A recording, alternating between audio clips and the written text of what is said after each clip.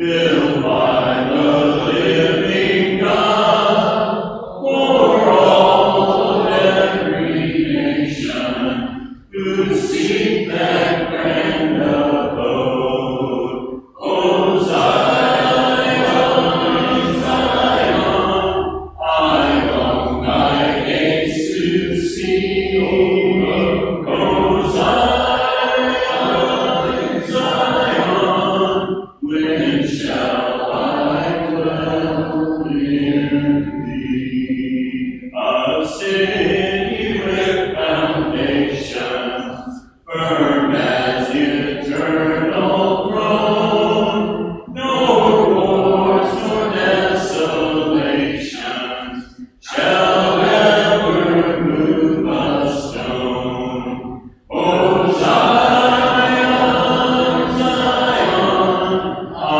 long thy gates to see.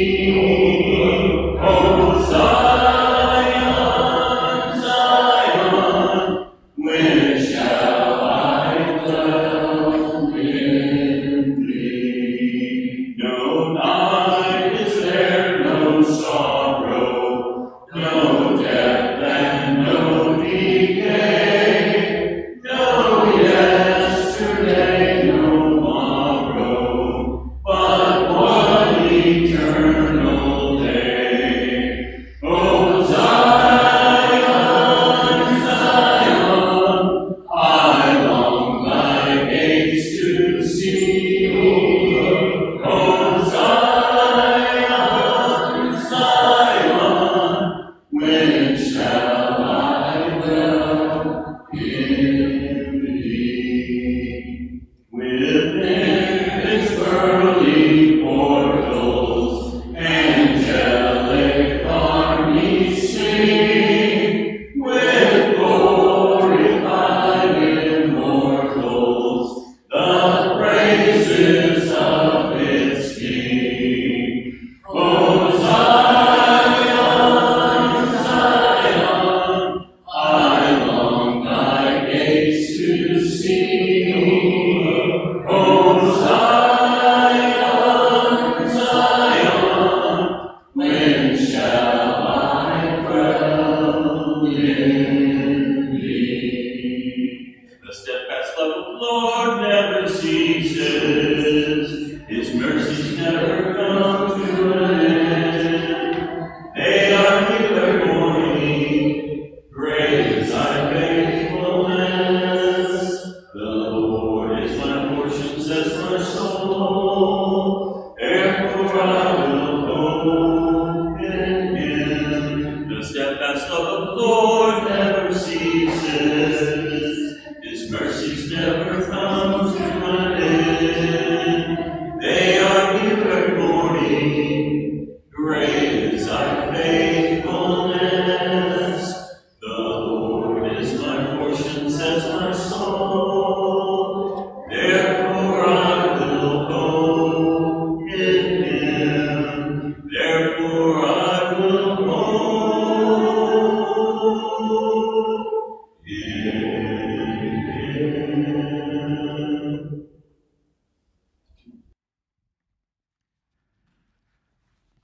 Good evening.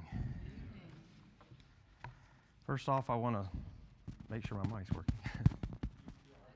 Okay. First off, I want to start off by saying thanks to everyone for your prayers and for your thoughts in our surgery with Evelyn yesterday. It all went really, really well. She is a little sore today, but that was expected. So just want to say thanks. It's a wonderful family to how we all support one another during whatever's going on in our lives. So thank you. It felt really good to have that. Did spend some time at the doctor yesterday, waiting. And so I was thinking this is very much in line with this lesson tonight that we expected to go in at, we went in at 6, expected to have surgery at 8, and didn't have surgery till, 11. So things got a little bit behind, but I guess God was trying to teach me something in preparation for this lesson tonight. We're going to talk about a brief history of speed, kind of in continuation of our conversation and that Chris started 2 weeks ago about taking John Mark Comer's book. I know some of you are reading it as well as part of this, The Ruthless Elimination of Hurry. And we all recognize, I think we would all recognize that our society is moving at just a breakneck speed. I mean, we're all just moving 100 miles an hour all the time. I know my life is so fast-paced these days, and I think we can all kind of relate when we say that this society is moving at a fast pace. Would y'all agree? Or, I mean, it's funny because I was thinking, I know some of you are retired, maybe a little older than me and retired. I was kind of giving my parents a hard time last night when they came over to help take care of Evelyn, and I said, I guess when you retire, things slow down. And they corrected me. They said, no, things have stayed, we've stayed busy. We always got something going. We're always wondering, when are we going to get a break? So I know it's all of us. I think I pushed the wrong button, even though Ryan taught me how to use this. Okay, so this is my schedule. I think it was last week.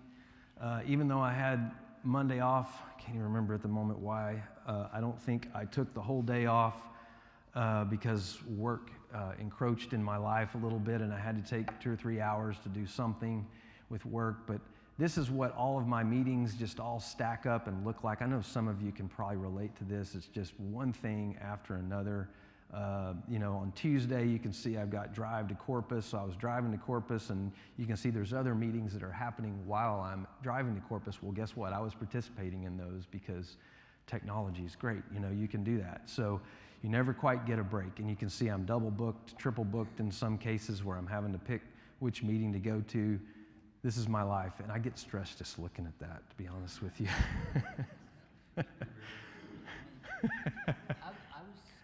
Well, most people, I don't even put those on there, most of them. Somebody else does, so. God, which one? Wrong direction. So this is maybe a time of a slower pace. I don't know if anybody can relate to what I'm about to say, but I'm going to take a step back and talk at least about some of the things that have changed in my life. I'm 50 years old, so when I was a kid, you could order stuff from like a comic book or maybe a catalog of some kind, but it would always take like 6 to 8 weeks for stuff to arrive. Do y'all remember that? It would always say 6 to 8 weeks. I wanted a ventriloquist dummy when I was a kid. Leanne, do you remember that ventriloquist dummy? Leanne, do you remember that? Anyway, I was kind of, yeah. I thought this kid kind of looked like me too when I was a kid too. So anyway, that reminded me of that. But I had to wait 6 to 8 weeks. Can you imagine doing that now? I get impatient when I have to wait 2 days to get something from Amazon, right? It's very different now in that regard. And then I'm thinking about what my hometown kind of looked like. I cannot get that right. What my hometown used to look like. Everything wasn't black and white back then, but these pictures are black and white for effect. Boyd's Pharmacy was still there. There was Ben Franklin's was right down the street. Williams Hardware was right down the street. You went from store to store to get all your stuff. You didn't go to one store. But I remember the days when Walmart came in. Not anti-Walmart or anything. I still shop there. I'm not anti anything I'm talking about. I've just noticed changes in my life and things that caused life to kind of speed up. Because now you go to Walmart, you get in, you get out, and you get impatient waiting in line to get everything you've got, everything you want to get. This is actually my barber when I was growing up, but when he was much younger. That was probably a 1960s something, but I got my hair cut in the 80s from Charlie. It looked more like that. This was not, but it was a storefront with the barber pole, just like you might imagine a old-fashioned barber shop to be. My mom would hand my brother and I $5, total of $5, $2.50 for him, $2.50 for me. we'd walk down the street about 3/4 of a mile to Charlie's barbershop and get a haircut. The good old days, those were good times. But in Charlie's barbershop too, there would be a lot of older men sitting around telling World War II stories. It was almost like a Norman Rockwell painting. Looking back, I'm thinking about that, and just it's nostalgic. You know, I remember kind of thinking, well, I'm gonna have to wait a long time, and I didn't have to wait. None of those guys were getting their haircut; they were just talking to Charlie. So it was a lot slower pace. The good old days, they were a lot slower pace. I also remember, quote unquote, helping my grandfather on the farm. I don't know how much help I was, but I would go out there anyway and follow him around. In that agrarian society, you know, rural farming, you know, that was what a lot of people did. A lot of folks did for, you know, and still do, but a lot more people did it, and it just slowed society down. So I shared a little bit about me. I would love to hear things y'all remember. Is there anything that triggered something as I was talking that you can think of in your life? Just thinking back to when you were a kid, what was slower about life? What has changed that has made life? Yeah, Mara. Seeing that my grandpa was a barber on Main Street in Gurney, and that just really says it all right there. Yeah. That he would go make house calls and to people who were ill, cut their hair. Our neighbor, Mr. Rustin, I don't know, some of you know him. He was a shoe shine boy. You know, he's close to it. He's 80 years old. Yeah, 80 years anyway. So thank you for You that. can relate to that, right? It takes you back. Yeah, Randy. Just stupid, but I just remember, you know, when we got our microwave, that was a big deal. And before that, you know, you had to warm it up on the cooktop or in the oven itself just for a simple little something, or you ate it cold. I remember when we got our microwave too. It was really big. Wasn't it really big? Yes. My dad owned a grocery store, and it closed at 6 o'clock on Monday through Friday and stayed open late till 7 on Saturday. Late, It yeah. closed on Sunday, and that's how we bought their groceries. Yes. Yeah, Robert. That's a memory for me because I came out of the barber shop. A guy stopped me on the street and said, the president had been shot in 1963 in Seguin, Texas. Yeah. It's not necessarily a super old memory, but I'm always jealous of the guys that sit at Whataburger in the morning and have their coffee and their breakfast, and I'm like, that's me someday. Someday. And in Medina, they had a place like that that felt would come and congregate in the morning. When one passed away, they retired his coffee cup. It was a coffee cup, so it was very good. I remember my grandfather used to meet some of his old World War II buddies for coffee every Saturday. Yeah. When I was a kid, we had a printing device on Main Street like they do now, but they turn on the computer and turn on the computer now. I would go pole to pole every night with my dad and turn the lights on. Oh. And then he would go back in the morning and pole to pole over the block. Nice. Great memory. Yeah, Richard.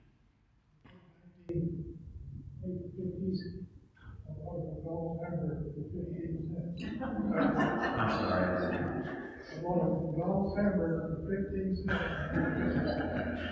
Things were definitely cheaper. My $2.50 haircut and your 15-cent hamburger. Yeah. Yeah. Sharon. I remember how kids, we all just walked everywhere, walked to school, walked back, ran around all over the place.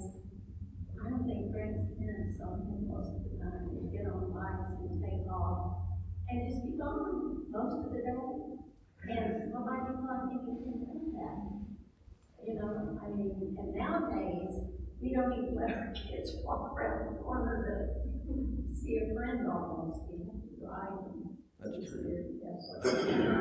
I remember riding my bike all over town, and my mother would just say, well, be home by dinner, you know. And I don't think anybody was real nervous about me, you know, getting abducted or anything. But, yeah. the street lights came on. Yeah, Darren. Two things. One is, I had a paper route. I don't know if we have paper routes anymore. The two things my two jobs as a teenager or a preteen where I had a paper route and pump gas. But the paper route, it was the afternoon, San Antonio light in the afternoon. So people were getting their news from the previous day in the afternoon instead of instantly Immediately. on their phone. So that's something that's changed. During the news lately ago, that if you watch a television series back then, you had to wait a whole week till the next episode came on, rather than just, binge watching it or, episode after episode. So, technology certainly changed the speed of our life, the pace that it had our lives. It has, and I want to talk more about that here in a second, but actually probably right now,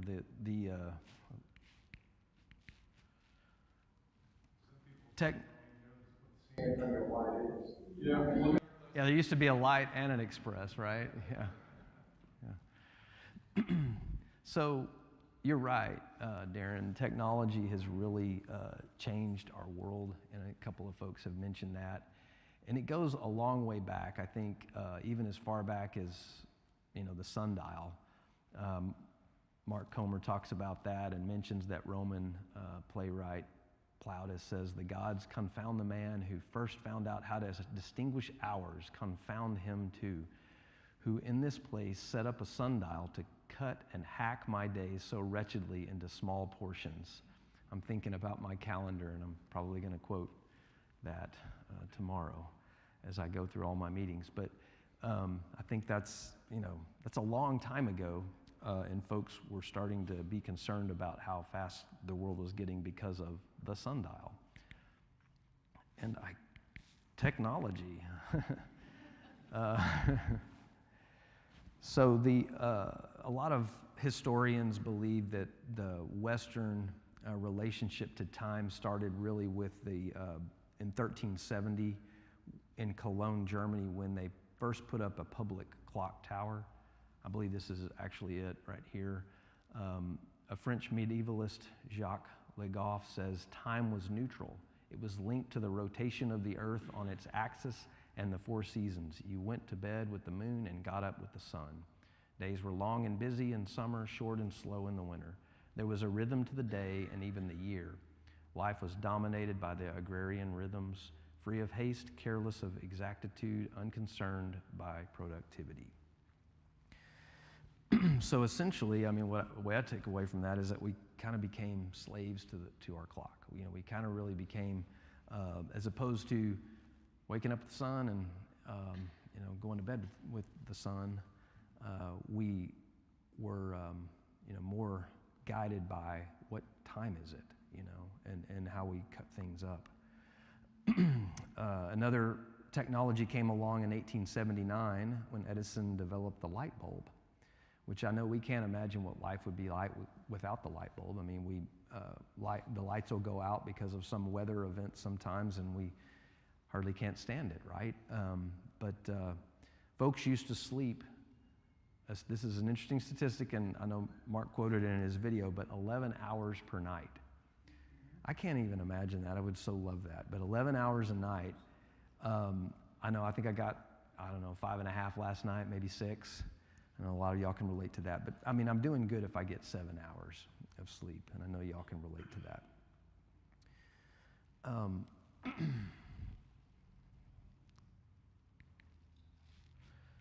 So there's also, a lot of time savings that were supposed to have been gained by a lot of our technology. Back in 1900, compared to now, we used to walk most places. I think it was mentioned already. Now we drive most places. A lot of times in 1900, we used to, everyone would cook at home, cook from scratch, and likely grow or raise much of your own food. Nowadays, we may still do some of that, but we also have convenience foods and takeout.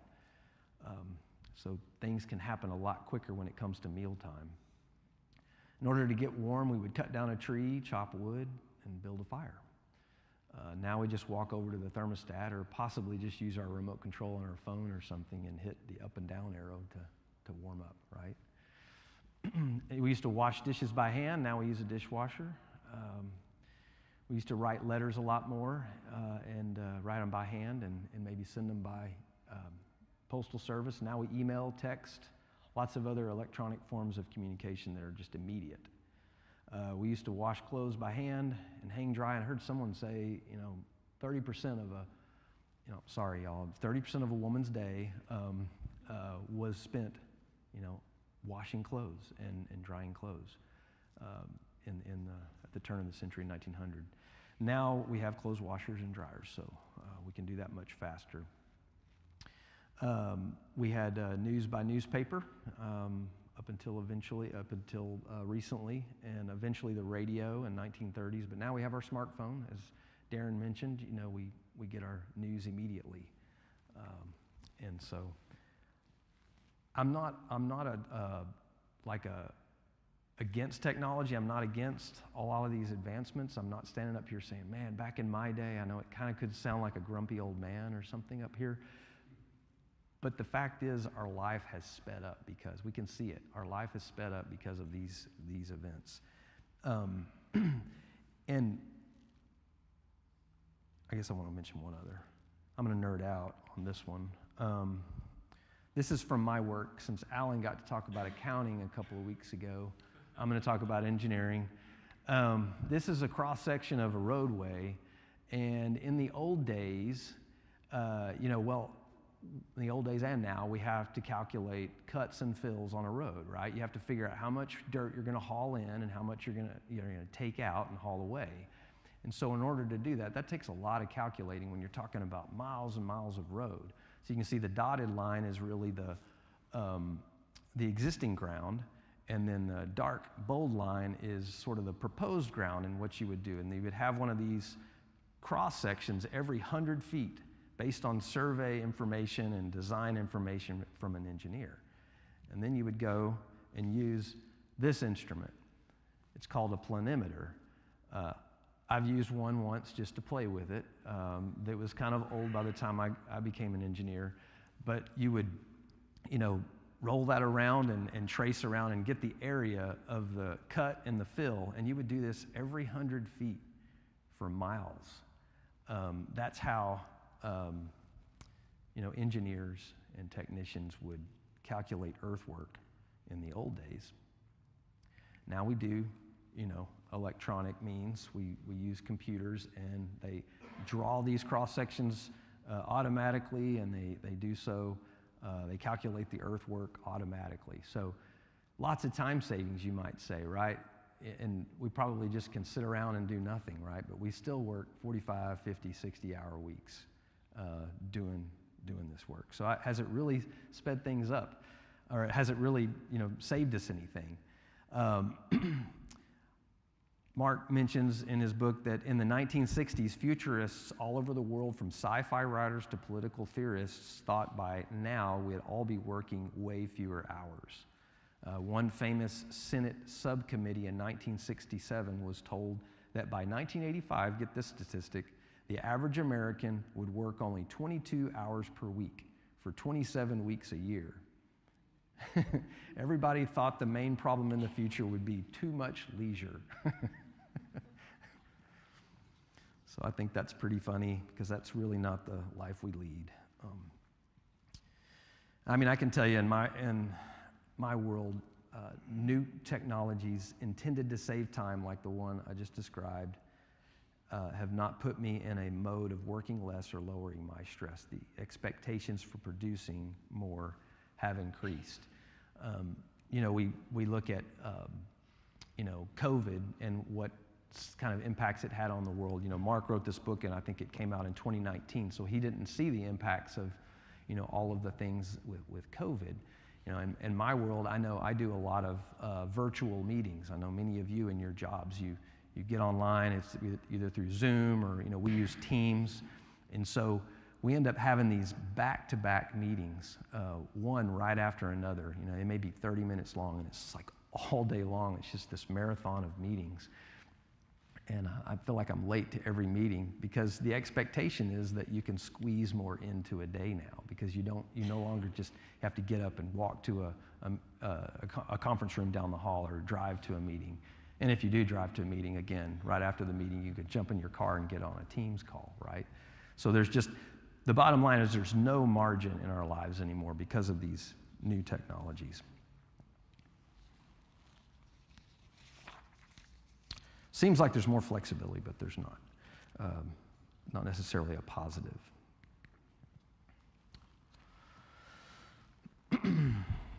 So a couple of y'all mentioned, the death of the Sabbath. Everything was closed on Sunday. I remember that. Blue laws were in place that kind of forced that. And nowadays, the blue laws are still there, but it really only affect, I guess, sale of alcohol and things like that. So that's one thing that has changed. Now stores are open 24/7.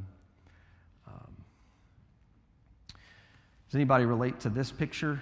You see this a lot. It's not just kids. This is a picture of some kids staring at their phones, but you can go anywhere and people are just staring at their phones. I would like to ask, and maybe open things up a little more to conversation again, who remembers life before iPhones?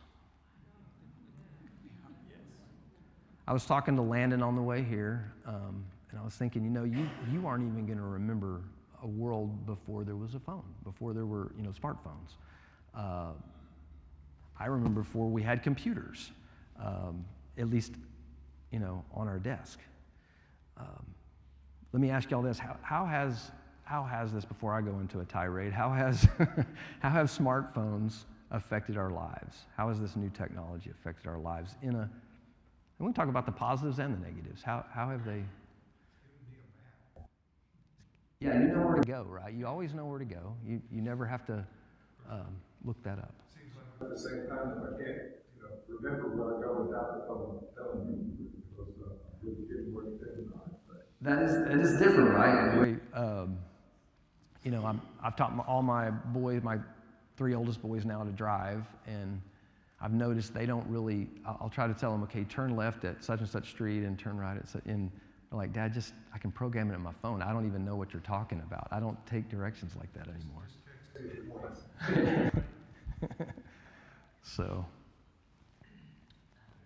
For pretend. I know I'm not as old as some, but I can still remember it'd be a rainy day, and well, obviously you're not allowed to go outside because it's cold. You're going to catch a cold when you go out and play in the rain. I can remember going and sitting down in the hallway and opening the old dusty leather-bound Britannica encyclopedia, P through Q, and picking something random and having to write a little paper about it. We lose. There's something that clicks in your brain from having that feel of paper between your fingers that you don't get with technology. All of our, you go online to look up a book, and we have e-readers that we can take anywhere and read our book, be they health concerns of the Middle Ages or whatever it may be. We don't have, the brain gets smaller because when you type it into the search bar, you type Google, you open Google and you type, what color were chicken eggs in the 1500s? And it'll tell you they're all brown or whatever it may be. Whereas before you would have to go and pull those resources from various places. You would have to take the time to figure out what kind of breeds of chickens there were. Where you're looking for. You lose your, I hate to say you lose the brain capacity, but that complex thinking diminishes. Our questions are easily answered by hollering at Alexa. We don't have that same critical thinking. I like the idea of what Mark says. It is wise to cultivate a healthy suspicion of technology, and that's a healthy suspicion. So don't just hate technology, don't just throw it away, but at the same time, have a healthy suspicion of it because we can see it, right? I think those of us who saw things before and now, I think we got to preach that wisdom into folks. I know I myself see lots of distraction in myself. I see it in others. I get distracted from what's happening right in front of me, right? As opposed to, really being on and in the moment. I'm pulled away by, I don't know what, maybe it's the news, maybe it's just some funny meme my kids send me or something. Were you going to say something? I'm sorry. I was going to tell you that you brought something very interesting to me. The telephones, we talked about how they distract people. Several years ago at Dairy Queen, which is where I worked for 40 years, I loved it, but I can remember the day that I saw 4 family members sit at the table with telephones in their hands. That's all I looked at was their phone. And 2 of the kids were taking each other at the table. And I'm astounded at this issue right here with the phone. Yeah. We used to, I'm not that much older than you, but I am older than you are. I'm retired. I remember phone booths. I remember stopping on the road to make a phone call. I remember having to make a phone call at night. And now we carry these phones around our pockets. Yeah. We always have our phone with us. Okay. And I don't understand that. I really don't. Maybe I'm a little funny today, okay? But I've got issues with the technology. Yeah. I do. I did get a call a second ago. I was gonna say there's this expectation though that you're always available, and you have to be. So setting healthy boundaries, if I put my phone down at 7 in the evening and don't look at it till the morning, anybody who's tried to reach me between those 12 hours has this expectation that I'm always available to them. And so there's the balance of, not that I don't like to play that game, but it's kind of or what if someone needs you? You don't have a house phone, so if there's an emergency, we don't even have I don't think our house has plugs. we don't even have plugs For to all put my in. phones. Our house is newer than landlines are old, I guess. But No kidding. Wow, Yeah. that's interesting. so there's this expectation of you are always available to everybody all the time, and society owes each other that kind of. That's excellent point. Yeah, does anybody else have any other strategies that they use? Yes, ma'am. Oh, go ahead. You can answer the other question and bring up the other point. Yeah. I was just going to say, there's been so much tragedy with teenagers being bullied through the telephones. There is that aspect going on as well. Does anybody have any strategies that they use? Jenna brought up a really good one. Put it aside. Is there anything else that you've done? Yeah. Yeah. Great. That's something that Jenna and I did a couple years ago, and I loved it. Okay.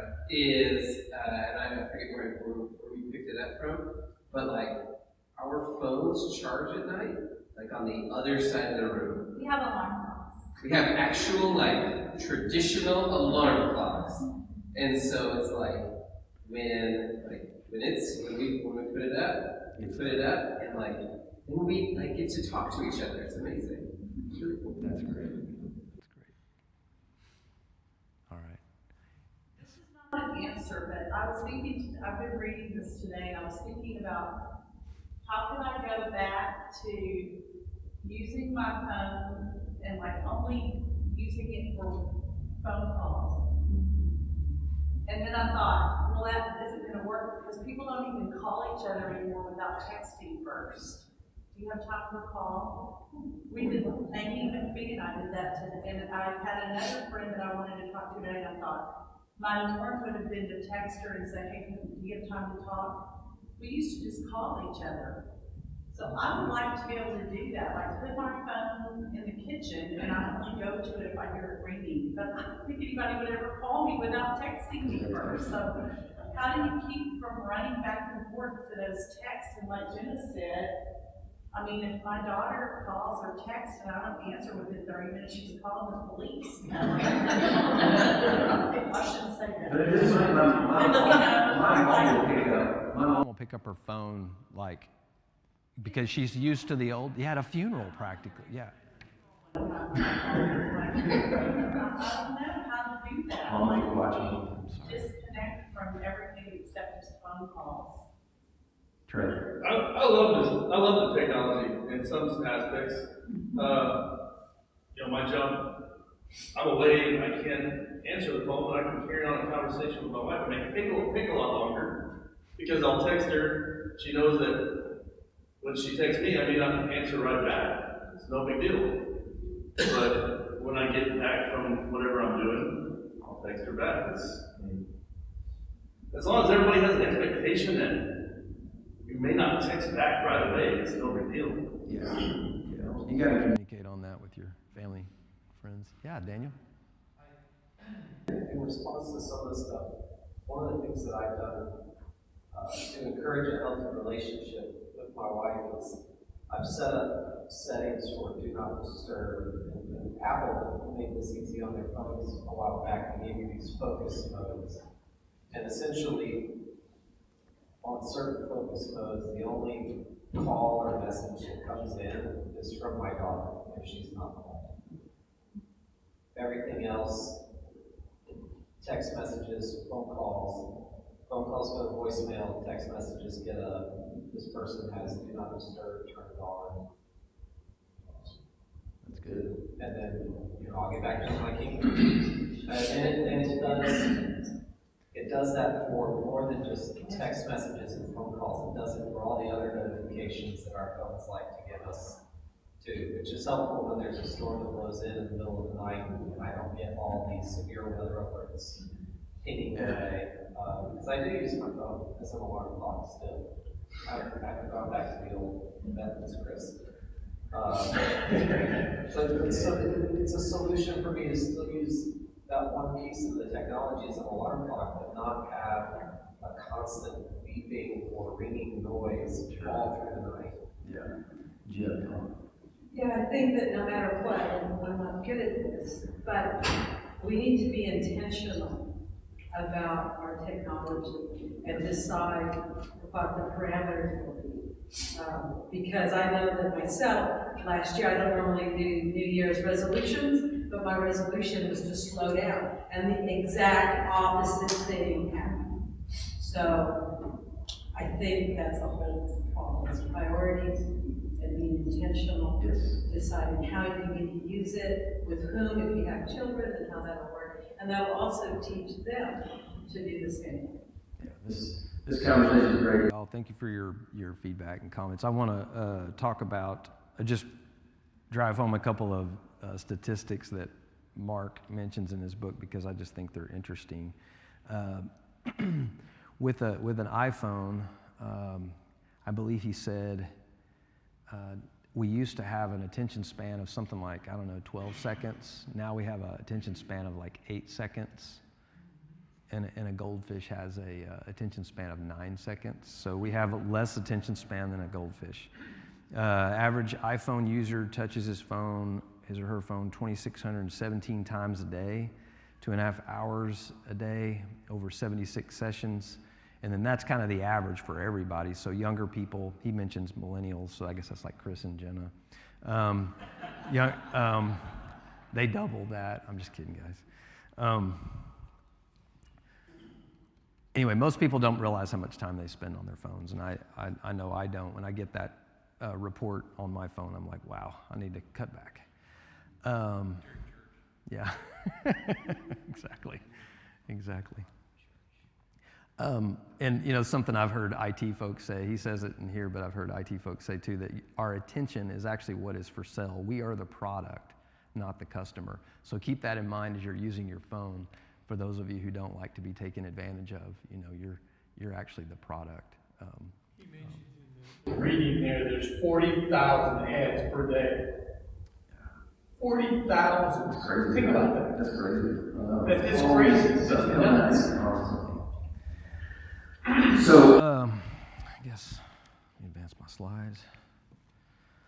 So what is all this distraction and addiction and pace of life doing to our souls? That is really what it boils down to here. For those of you who are Christians, we realize this is affecting us in a physical way, but it could also affect us in a spiritual way. It's all connected, right? Our physical, our spiritual. So if we're distracted, we're addicted, we're moving at a fast pace, what's happening?